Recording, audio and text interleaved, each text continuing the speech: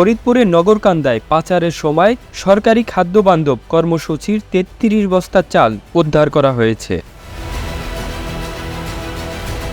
সোমবার দিবাগত রাতে উপজেলা তালমা বাজার থেকে ৩৩ বস্তা চাউল পাচারের সময় মহিলা রোড এলাকা থেকে সহকারী কমিশনার মাসুম বিল্লাহ চাউলগুলো উদ্ধার করেন।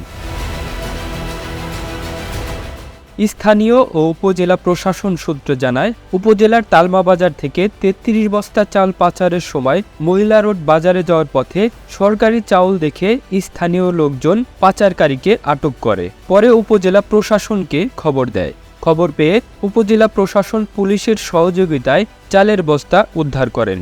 এ ব্যাপারে উপজেলার সহকারী কমিশনার মাসুম বিল্লাহ বলেন, খাদ্যবান্ধব কর্মসূচির চাউল উপকারী ভোগীদের মধ্যে বিতরণের জন্য ডিলারকে বরাদ্দ দেওয়া হয়েছিল।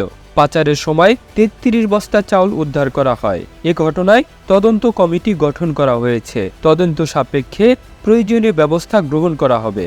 এছাড়া উপজেলা খাদ্য নিয়ন্ত্রককে আইনগত ব্যবস্থা নিতে বলা হয়েছে। এ বিষয়ে উপজেলা খাদ্য নিয়ন্ত্রক মোহাম্মদ রফিকুল ইসলাম বলেন, তালমা বাজারের খাদ্যবান্ধব কর্মসূচির ডিলার রাফিজা বেগমের চাল বলে জানতে পেরেছি। The news Bangladesh, national desk.